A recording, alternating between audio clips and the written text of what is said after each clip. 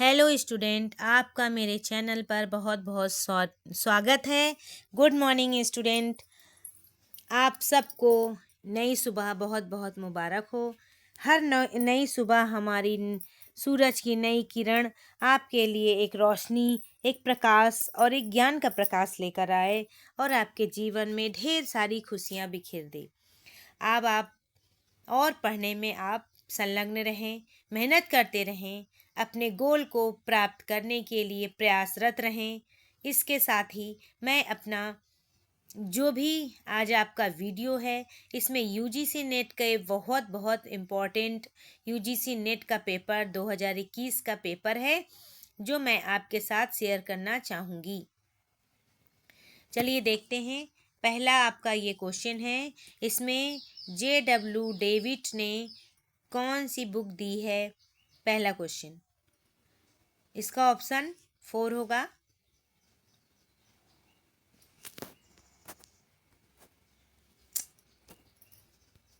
Sorry,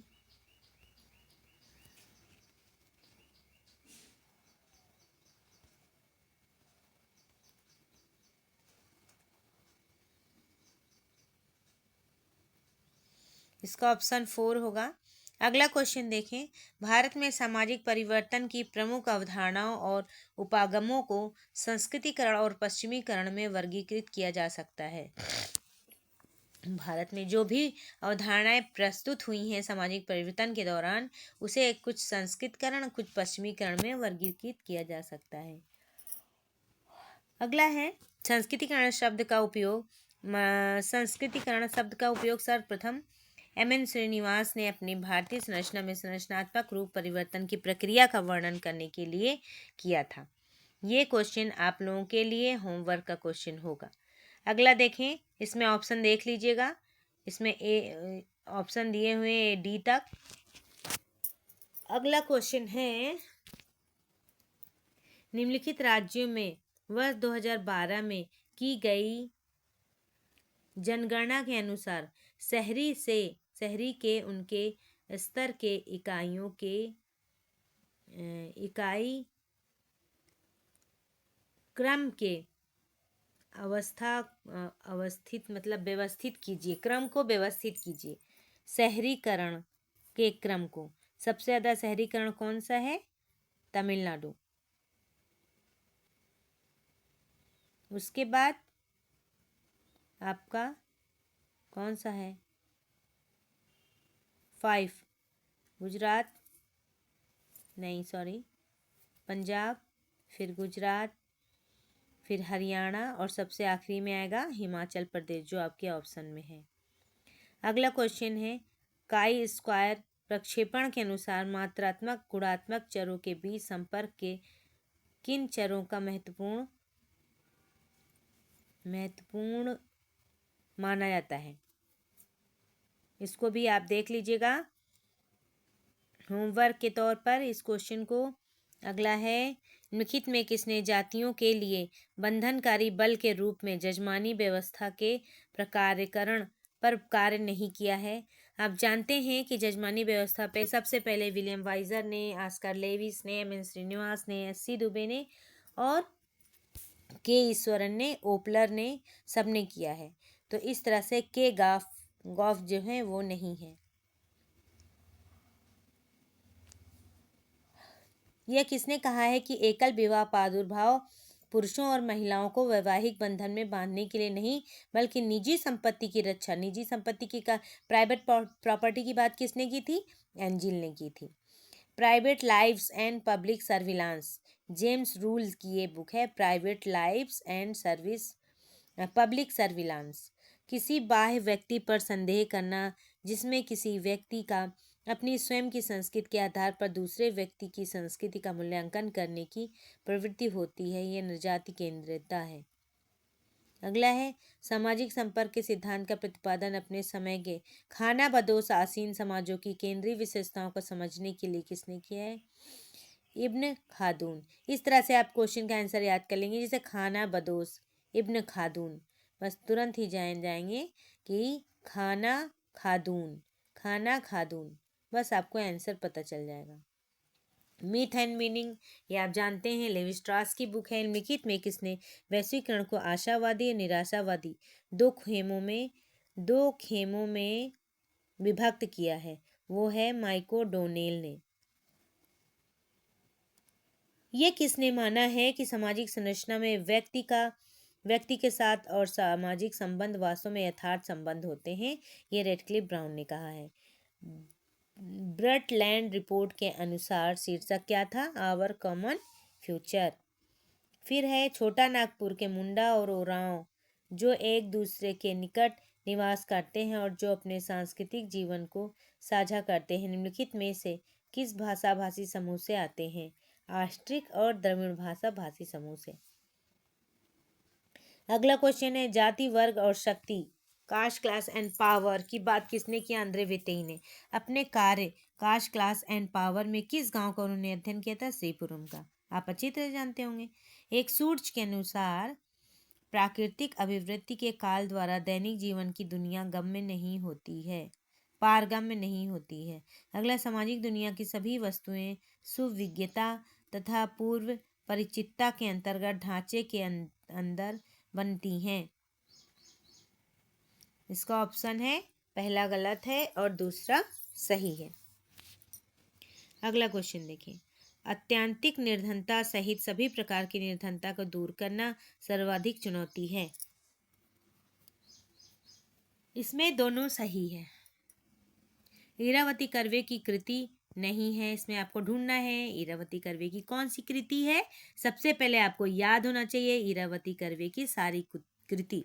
Hindu society and interpretation, ये उनकी कृति है। किन्सी पार्गनेशन इंडिया, ये भी उनकी है। युगांता, ये भी उनकी है। नहीं है तो hierarchy and marriage alliance the south India, ये किसकी है? ये है आपकी ल्यूइस डुमॉन्ट की। रिलीजियस कॉन्शियसनेस, ये है घुरिये की। तो इस तरह से ये दो बुक उनकी नहीं है, बाकी 3 बुक उनकी है। 1, 4, 5 इसमें नहीं है पूछा है, इसलिए आप ध्यान दें। सांस्कृतिक बदलाव का अग्रदूत नहीं है, सांस्कृतिक अनुकूलन। संरचनात्मक असमानता संबंधी सांस्कृतिक उपागम के आधार के रूप में हैबिट्स की अवधारणा का जिसमें मनुष्य की आदर्श दिनचर्या में सांस्कृतिक निरूपण के प्रस्तुतिकरण पर बल दिया जाता है, मूल रूप से किसने प्रयोग किया है? पियरे बोर्डियू। आप जानते हैं सांस्कृतिक पुनरुत्पादन का सिद्धांत किसका है? पियरे बोर्डियू का। उसमें और उनकी एक अवधारणा और भी है, हैबिट्स की बात उन्होंने की है, आदत की बात की है। वह तर्क जो सामान्य सच से विशिष्ट सच की ओर जाता है उसे क्या कहते हैं? निगमनात्मक। अगला है उस विशिष्ट आर्थिक प्रणाली को क्या कहा जाता है जिसकी विशेषता उत्पादन की विशिष्ट सेट के संबंधों सहित उत्पादकों रूपों से जुड़ी होती है? उत्पादन की प्रणाली। सूची 1-2 में सुमेलित कीजिए। The elementary forms of religious life Durkheim का है। Religion and society among the Coorgs M N Srinivas की है। The science of culture Leslie White की। The nature of culture Kroeber की है। ऑप्शन देख लीजिएगा। विश्लेषणात्मक किसे कहते हैं? विश्लेषणात्मक दर्शन को। फिर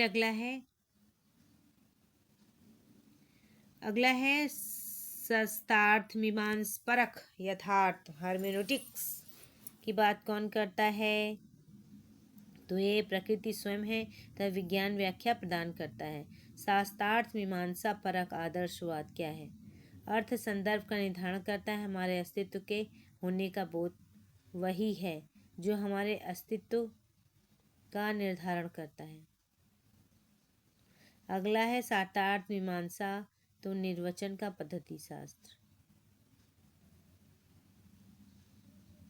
पता नहीं क्या हो जाता है, अपने आप आ जा रहा है, इसके लिए मैं क्षमा चाहती हूँ। स्लाइड हटाते ही पता नहीं कहाँ से आ जाता है। उद्योग में नवीन विचारों के अनुसार मानव कार्य को क्या माना जाता है? पूरी तरह आर्थिक गतिविधि के रूप में नहीं, श्रमिक केवल वेतन के लिए कार्य करें। अगला है राधाकांत मुखर्जी किसे कहते हैं? राधाकांत मुखर्जी ने कौन सी बुक दी है? The land problem of India, G S. Ghurye ने social tension of India, B R. Ambedkar ने the Buddha and Karl Marx. अगला है श्रीनिवास विलेज का जेंडर एंड मेथड। अब अगला है सोशल चेंज, आप जानते हैं मूर की है, सोशल चेंज मूर की भी है और सोशल चेंज अकबर की भी है। 2022 में अकबर ने लिखी है। The sociology of economics life Neil J Smelser का है। द फैमिली विलियम जे गुडे की है, जो 1945 में लिखी थी। अगला है social stratification and the forms and function of equality, ये है ट्यूमिन की।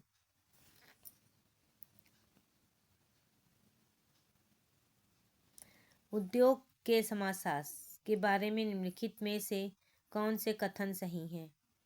भौतिक संस्कृति पर बल देता है, जन संस्कृति पर बल देता है और अधिकांशतः पूंजीवादी समाजों में उसका उद्योग होता है।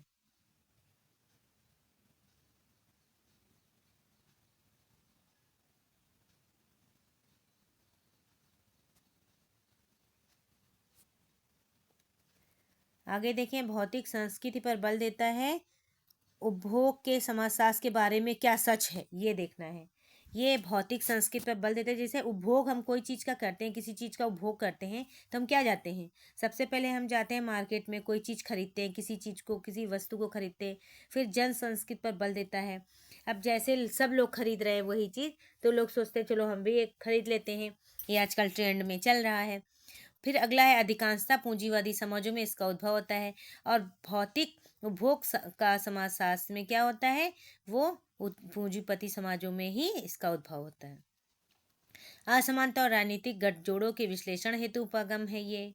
तो इस तरह से आपने देखा, यह है। प्लास्टिक सेक्सुअलिटी की बात किसने की? एंथोनी गिडिंग्स की। काउंट जोसेफ अर्थर डी गोबिन्यू ने क्या दिया है? नस्लवाद दिया है। उद्योग में नवीन विचारों के अनुसार मानव कार्य को क्या माना जाता है? पूरी तरह से आर्थिक गतिविधि के रूप में नहीं, श्रमिक वर्ग केवल वेतन के लिए कार्य नहीं करें, तो ये हो गया। अगला है, फिर आ गया क्या? राधा कमल मुखर्जी, अभी तो हुआ था ये, चलिए देख लीजिएगा आप लोग।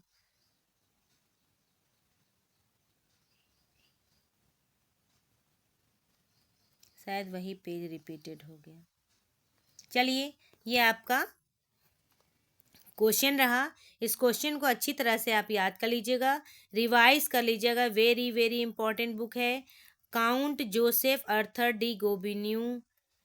ये इन्होंने नस्लवाद की बात की थी। यूजीसी नेट का जो नस्लवाद का चैप्टर है, लेसन, उसमें देखिएगा, उसमें होगा आपका। ये यूजीसी नेट का पेपर है, और यूजीसी नेट का पेपर आपके पीजीटी और असिस्टेंट प्रोफेसर, जीडीसी, जीआईसी सब के लिए हेल्पफुल है।